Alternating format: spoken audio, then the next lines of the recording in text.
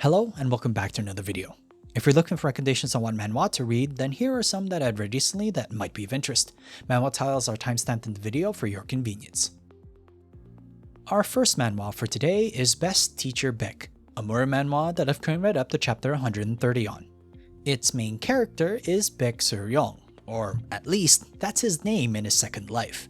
You see, in his first life, he was a blood demon cult member that was tasked with learning the martial arts of 4 masters with their key centers destroyed. Also his was. His reward for being a diligent member? Being taken care of silently. Before that though, he was able to be on decent terms and relationship with the 4 jailed masters and successfully store their knowledge of martial arts properly in his head. As our main character wakes up, he does so now as Baek Soo-young, a martial art instructor in the countryside who doesn't seem to have long to live. I did omit one other martial arts though that Soo-young learned from his previous life, and that is the main blood cult arts, which is usually reserved for the heir of the said cult. And this seems to be the secret to survive his immediate circumstances. He will just need a lot of money though. The story is 7 out of 10. The utilization of skills learned in previous lives to succeed as an instructor in his second one is a good premise for an initial story. There is mystery with regards to the remnants of the cult, considering that time has moved forward quite a bit when he woke up as Baek Soo-young, whilst also exploring the full potential of this new life as Baek Soo-young. The characters are 9 out of 10. With the role of an instructor, of course, comes with the responsibility of students. Being I believe it's named the Azure Dragon Academy, the students, teachers, and other personnel are interesting relationships for Soo-young as he explores both being a teacher and investigating the blood cult's remains in the current era. The art is 8 out of 10. Inherited martial arts explain Baek Soo-young's displays of confidence and combat prowess. Various comedic and serious situations showcase the multitude of enjoyable scenes that this manhwa has to offer.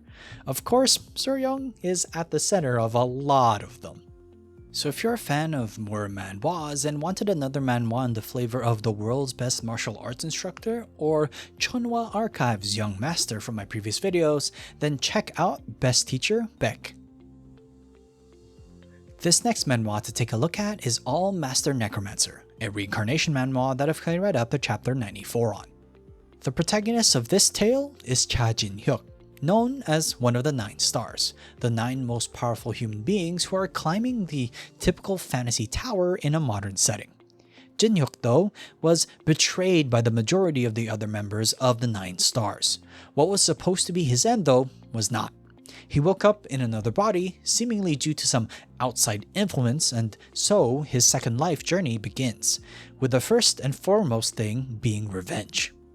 It's clear to see though that only a decade has passed since his past life ended, so the world has both changed but also at the same time not. Jin-hyuk will utilize all the knowledge he has to become as powerful as possible and becoming the necromancer that no one has ever seen before. The story is 9 out of 10. Revenge is very much an easy motive to utilize, and it serves this manhwa well. We are able to see Jin-hyuk's road to become more powerful whilst trying to evade the eyes of those that would take him down if they knew that he was still alive. The added mystery of the whole tower's existence and the higher being's monopoly on what's happening is the cherry on top. The characters are also 9 out of 10. One thing we usually see from these types of revenge manhwa is a solo ride or die reactions from the main character. Weirdly enough, Jin-hyuk isn't one of them. He is able to build relationships with others who were also scarred, betrayed, or burned by others of their own kind or the higher beings as a whole. The art is 8 out of 10. The expressions that this manhwa displays is very expressive, to the point that the superiority complex, greed, whatever you want to call it, is very front and center for the villains we see. The satisfying scenes that comes with the approach are also just as sweet to see. It's still a little bit of a long journey to go though. So if you're a fan of action revenge manhwas, where the main character wants revenge not just for himself, but also those that were put in similar situations, then All Master Necromancer would be a definite manhwa to start reading. All I Want Is My Dream Home is the name of our next manhwa to take a look at. It's a romance manhwa that I've currently read up to chapter 32 on. Ishael is the name of its main character. Ordinarily a pushover that was taken advantage of by both family and acquaintances, she lived this way to the point of exhaustion and eventually lost her life. Seemingly, somehow though, she regressed, and this part is slightly confusing but I just assume so based off the context, and thus she has another chance to live her life. Of course, she doesn't want to live the same way, but initially didn't have an easy way out. Until she saw the free newlywed homes offered by the place that she works at. Through some amusing interactions with a very well-regarded night bachelor by the name of Dylan, both Ishael and Dylan agree to marry each other to benefit from the situation. Now though, they have to show that they are married, but will things be so easy or will they be found out? Or will things go the way we expect that they become more than just fake? The potential is 8 out of 10. A fake relationship to acquire free housing is a unique way to introduce a manhwa. I can't think of any other romance manhwa that I've read so far that's similar or close to this type of premise. After this introduction though, I wonder if it will be able to make the growth of Ishael and Dylan's relationship over time interesting, or how long exactly they will have to fake their relationship with the added amusing misunderstandings. The art is 7 out of 10. For fans of a dramatic transformation for the female lead, this manhwa at least delivers a decent glow-up scene that makes all of the characters in the world go ooh for Ishael. Otherwise, so far, it's a typical romance manhwa with detailed characters and a light romantic atmosphere. So if you're a fan of romance manhwas and enjoy following newer stories, then All I Want Is My Dream House may be something to consider starting.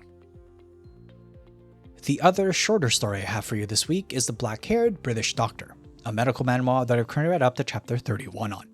The focus of this story is on Sang Joo-hyuk, a surgeon in modern-day Korea who, through the normal series of events, reincarnates back in time as a Korean man by the name of Kim Tae-pyong living in 19th century England.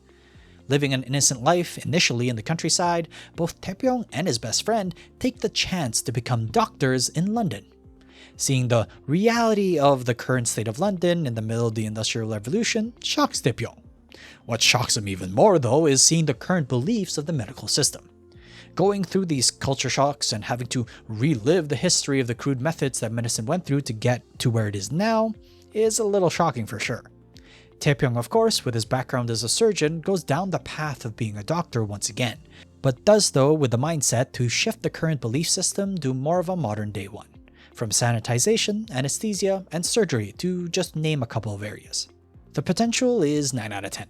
For fans of medical manhwas, and even more so if you enjoy the historical time travel genre, this is even with a minimal set of chapters, it's already a treat.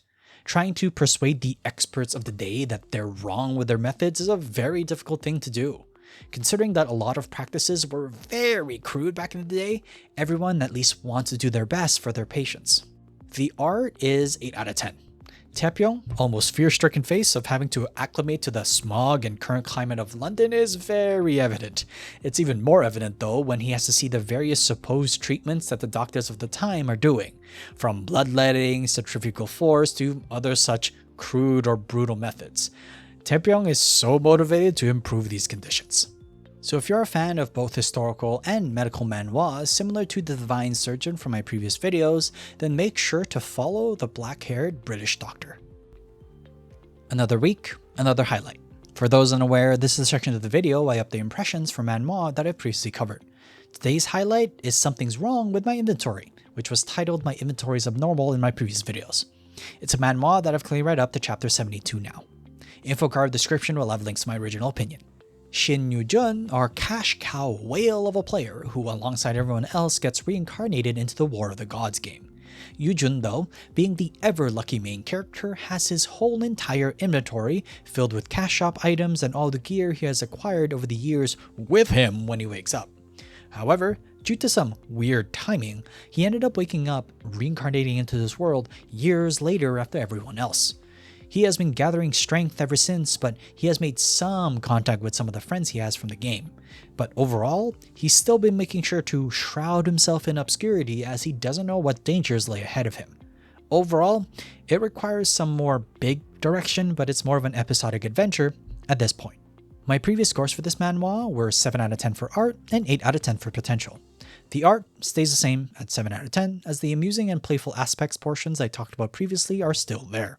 Plus, we get to see more of the OP equipment that Yujin has, even if it's less of a focus than what I thought it was going to be back then. Overall though, there are both weak and strong points with regards to its art, where sometimes it feels really rough, but other times feels really refined. I think it's getting close to cementing its identity, but if you notice oddities, it's probably one of the rougher scenes, at least in my opinion. The potential, though, translates to a 7 out of 10 for characters, as Yujin interacts with numerous individuals on his travels and is able to even meet one of his friends on the way. He doesn't stick with any one individual or party though, as he jumps from one little adventure part to another, so there isn't enough time to get yourselves fully attached to any other character other than him. The story, though, is a 6 out of 10 translated, sadly. After reading more of it, I find the manhwa lacks an overall goal for Yujin to pursue. Yes, growing stronger is a goal and why everyone got reincarnated, etc., but it's never truly the spotlight. It has transitioned to be more of an episodic adventure plot, which nothing against it is fine, but my expectations were just a little bit different. So if you're a fan of adventure manhwas and want an episodic pace of storytelling that lacks a little bit of overall direction, Something's Wrong with My Inventory would at least be an interesting title to think about reading. And that wraps up this week's episode. Please like and subscribe if you enjoy the content, then write down in the comment section down below what manhwa you've been reading and I might just take a look. Till next time though, have a good read.